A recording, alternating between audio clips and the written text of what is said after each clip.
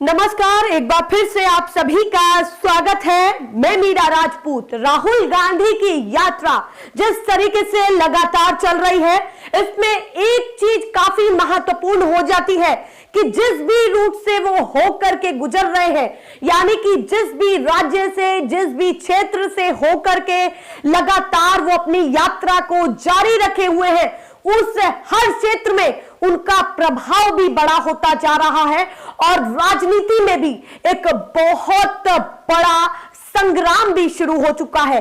क्योंकि राहुल गांधी जो जनसभाओं के बीच में, जन रैलियों के बीच में, रोड शो के दौरान जो बातें कह रहे हैं, वो काफी प्रभावित जनता को लग रही है। उनमें से एक मुद्दे ने काफी ज्यादा सुर्खियां बटोर ली है और आज उनकी यात्रा झारखंड में थी। 21वां दिन झारखंड में बीता।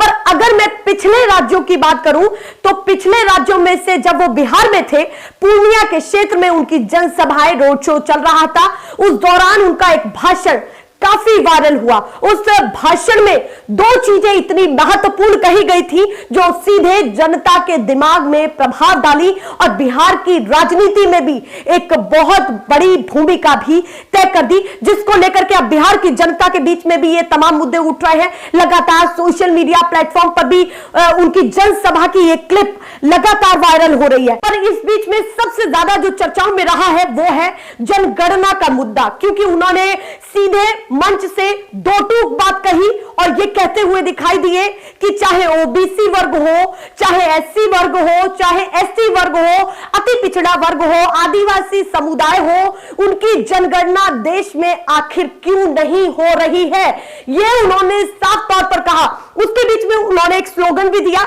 वो था इंडिया का एक्सरे, यानी कि देश का एक्सरे, भारत का एक्सरे क्यों नहीं हो रहा। एक्सरे का उन्होंने सीधा तात्पर्य दिया कि देश में जनगणना क्यों नहीं हो रही। उन्होंने एक उदाहरण भी देते हुए कहा कि जब हमें चोट लग जाती है तो हम क्या करते हैं, हम सीधे डॉक्टर के पास जाते हैं और उस जगह जहां चोट लगी है हम उसका एक्सरे कराते हैं। ऐसे ही ठीक उसी तवज्जो पर, उसी तर्ज पर सीधे देश को लेकर के भी उन्होंने बातें कही कि देश के लिए जनगणना उतनी ही जरूरी है जैसे एक चोटिल व्यक्ति के लिए एक्सरे जरूरी होता है।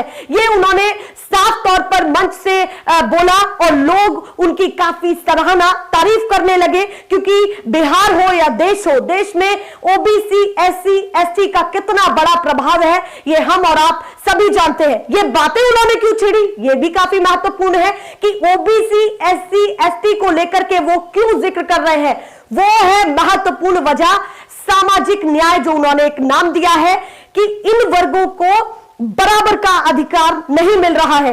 एक उदाहरण उन्होंने और भी दिया। उन्होंने साफ तौर पर यह कहा कि अगर हम किसी भी आला अधिकारी की या फिर किसी भी अफसरशाही की बात करें, किसी भी सेक्टर की बात करें, तो उसमें ओबीसी समाज की केवल भूमिका या तो 0.3% होती है या 0.5, ज्यादा से ज्यादा। यह भी कहते हुए दिखाई दिए कि कोई आईएएस ऑफिसर होगा, कोई आला अधिकारी होगा तो 100 में से 3 केवल ऐसे निकलेंगे जो ओबीसी समाज से पाए जाएंगे।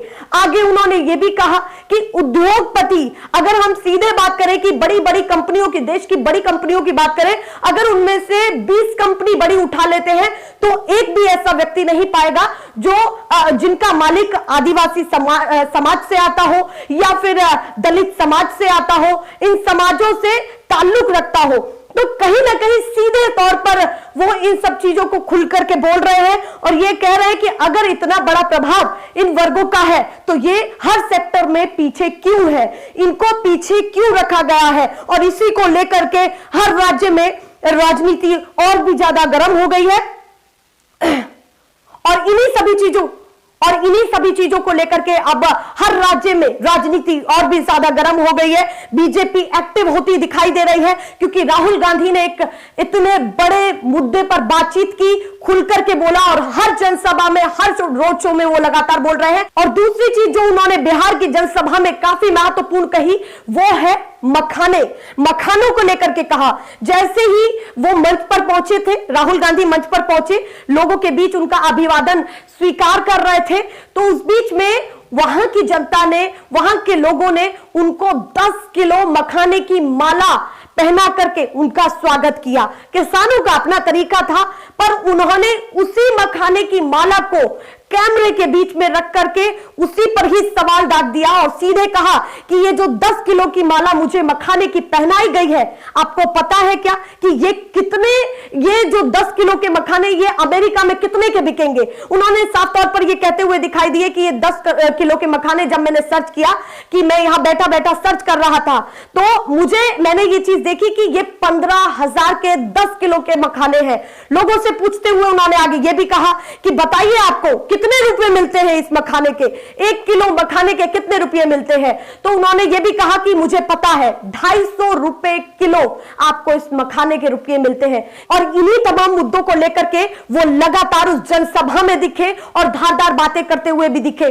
सरकार को, दलों को भी घेरा, यह भी कहा कि जनगणना बिहार में जो हुई वो दबाव के कारण हुई, वो आरजेडी और कांग्रेस के दबाव के कारण हुई, वरना बिहार में जनगणना नहीं हो पाती, जातीय जनगणना हो ही नहीं पाती। ये तो हमने नीतीश कुमार पर दबाव डाला, तब जाकर के उनको करना ही पड़ा कि जातीय जनगणना पूरे बिहार के लिए भी जरूरी है, वैसे ही देश के लिए। यह काफी महत्वपूर्ण हो जाता है कि उन्होंने उस क्षेत्र में जनसभा में ये सारी चीजें कही जहां पर उन्होंने ये ऑलरेडी कर दिया है। उन्होंने ये भी कहा कि बीजेपी नहीं चाहती कि जनगणना हो पूरे देश में।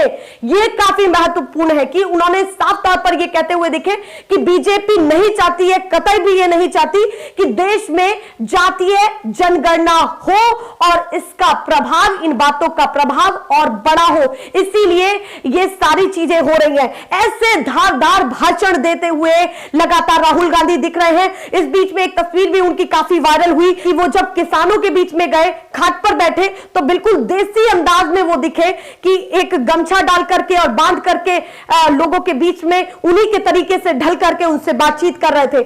ऐसी तस्वीरें लगातार राहुल गांधी की निकल करके सामने आ रही हैं। कभी युवाओं से मिलते हैं, कभी महिलाओं से मिलते हैं, ये सारी चीजें सामने आ रही हैं और लगातार उनको उस तरीके से प्यार भी मिल रहा है। पर जिस तरीके से राहुल गांधी तमाम मुद्दों पर आगाज कर रहे हैं, जिस तरीके से असम में कंट्रोवर्सी से निकल करके वो आगे भी अपनी यात्रा को जारी रखे हुए, ये काफी महत्वपूर्ण है कि राहुल गांधी आने वाले समय में बहुत बड़ा कदम भी उठाने वाले। जो जिस तरीके से वो भारत जोड़ो न्याय यात्रा के बीच में लोगों को समझ रहे हैं, परख रहे हैं, उनकी परेशानियों को जान रहे हैं, ये आने वाले समय में ऐसा भी हो सकता है कि राहुल गांधी की तरफ से कोई एक बहुत बड़ा फैसला सुनाई भी दे, क्योंकि साफ तौर पर उन्होंने कहा है कि जब तक देश में सामाजिक न्याय नहीं मिलेगा, हर वर्ग को बराबर अधिकार नहीं मिलेगा, मैं ऐसे ही लगातार आवाजें उठाता रहूंगा। ऐसे ही जो भी खबरें होंगी भारत जोड़ो न्याय यात्रा की, वो हम आपको लगातार दिखाते रहेंगे। जो भी उसमें से खास तस्वीरें, खास बातें होंगी, वो लगातार आपको दिखाते रहेंगे। फिलहाल के लिए नमस्कार।